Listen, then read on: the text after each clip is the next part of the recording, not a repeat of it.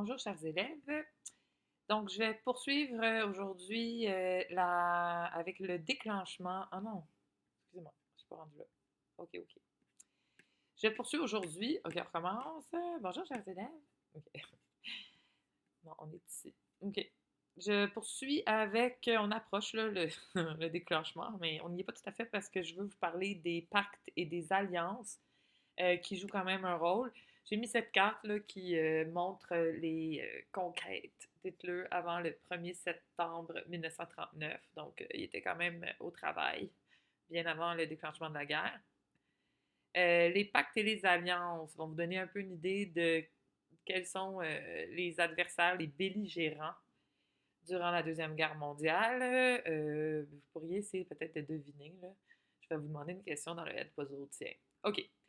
Alors, il y a le pacte anticomintern dont je pense que je vous ai déjà parlé, qui va réunir un accord entre l'Allemagne nazie et l'Empire du Japon. Parce que oui, c'est vrai, ce qui va déclencher cette entente, c'est la menace que sent le Japon par rapport à l'URSS qui est à l'ouest du Japon. Donc, c'est pour ça que c'est anti-Comintern, parce que le pacte Comintern, vous l'aurez compris, réunit les pays qui s'alignent au communisme, qui s'alignent à l'URSS de Staline, qui s'alignent à Staline, finalement, parce que c'est vraiment lui qui... À cette époque-là, c'est vraiment le stalinisme, là. C'est lui qui représente vraiment l'URSS. Euh, euh, donc, les Japonais et les Allemands signent le pacte anti-communautaire. Vous voyez cette image ici avec les Japonais, le drapeau avec le soleil levant et la croix gammée. Le pacte anti-communautaire, vous voyez, le but c'était comme d'étouffer Staline. Euh, le communautaire, comme je l'ai dit, c'était pour en même temps aussi créer une force communiste anti-fasciste. Le grand prolétaire, marchez et marchez, formez-vous pour la lutte, bras déployés et les armes chargées, au pas qu'à danser, pour l'assaut avancer, il faut gagner le monde, prolétaire debout.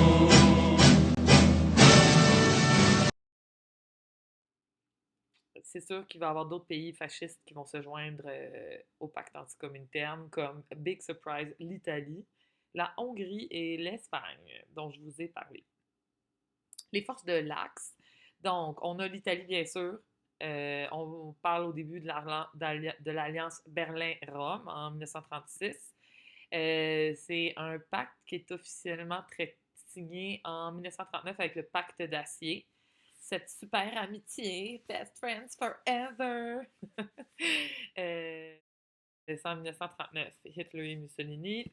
Et ensuite, l'entente devient tripartite avec l'ajout de la ville de Tokyo en septembre 1940. On va parler de l'axe Berlin-Rome-Tokyo. Ouais, OK. Bon, ça, je trouve ça vraiment intéressant de vous en parler. D'ailleurs, il y a une série faite par Arte qui parle juste de ce sujet-là, juste pour vous dire à quel point c'est un sujet important.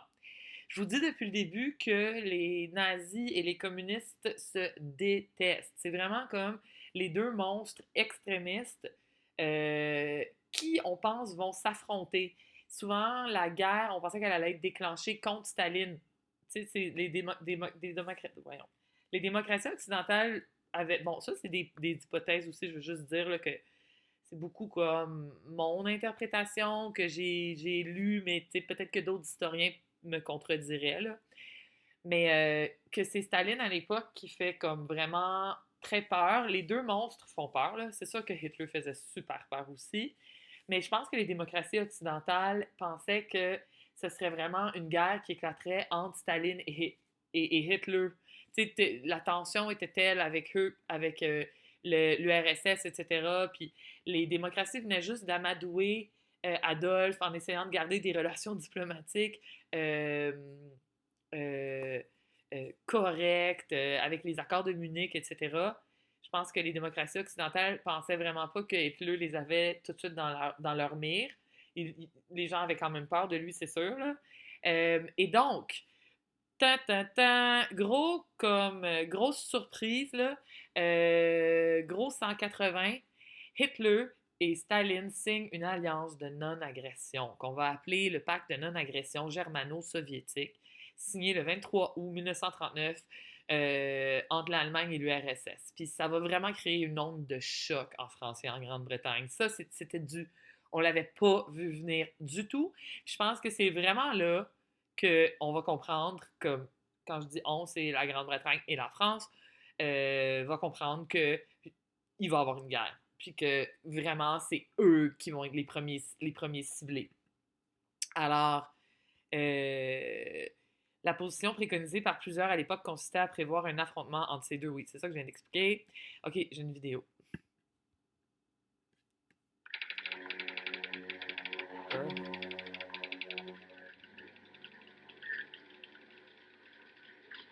C'est sans doute le plus grand Ok, on va pas comme tout écouter la vidéo, mais je vais vous montrer quelques minutes. coup de théâtre du XXe siècle. Il va faire basculer le destin de millions d'Européens et déclencher la Seconde Guerre mondiale. Le 23 août 1939, l'Allemagne nazie et l'Union soviétique concluent un pacte de non-agression baptisé du nom des deux signataires, pacte Ribbentrop-Molotov.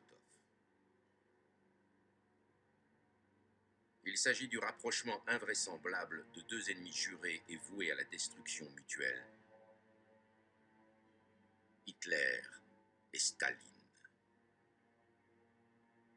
Mais ce pacte stupéfiant n'est pour l'Europe que le dénouement tragique d'une descente aux enfers qui a débuté 5 ans plus tôt. Voici une image du document du 23 août. OK, ben c'était parfait ça. OK. Alors, c'est sur YouTube, si ça vous intéresse, là, c'est quand même super intéressant. Mais c'est sûr que par la suite, ben, je sais pas, je voulais vous laisser deviner ce qui va arriver par après. Est-ce que vous permettez, est-ce que vous pensez que cette alliance va être respectée? Puis, d'après vous, qui va la trahir en premier? Tiens. Alors, Hitler, ah oui, c'est ça. Il y avait comme une entente là, entre Hitler et Staline euh, que Hitler allait attaquer la Pologne et que l'URSS allait les laisser faire et que par la suite, il allait se séparer la Pologne en deux. Et c'est ça qui va arriver. Le pays va être écrasé vraiment rapidement. La Pologne était tellement pas prête à ça. C'est pas du tout drôle. C'est vraiment assez horrible. Ils vont être écrasés. Et ce qui est vraiment horrible, c'est que la France et la Grande-Bretagne, qui étaient supposément liées à la Pologne, ne viendront pas en aide du tout. Ils enverront pas un soldat en Pologne. Et ça, c'est vraiment quelque chose que les Polonais ont pu reprocher à la France et à l'Angleterre, qui ont déclaré la guerre euh, vraiment par forme, mais qui n'ont pas envoyé un soldat en Pologne. Les caricaturistes vont s'en donner à cœur joie. J'aime bien celle-là, ça c'est très drôle. Staline, il est comme rayonnant, il est comme une jeune épouse rayonnante. Ici, c'est Ribbentrop, et ici on a Molotov, Ribbentrop, c'est le représentant allemand qui tient dans ses mains le pacte, le fameux pacte signé. OK, ouais. OK, alors l'invasion de la Pologne en 1939. Alors Hitler, n'ayant pas plus d'inquiétude du côté américain que du côté russe, décide de mettre fin à ce qu'il appelle la pire monstruosité du traité de Versailles, le couloir de Danzig. Le territoire allemand avait été coupé en deux en 1919 pour donner à la Pologne un accès à la mer. Hitler fixe la récupération de Danzig et l'invasion de la Pologne au 1er septembre à 5h35.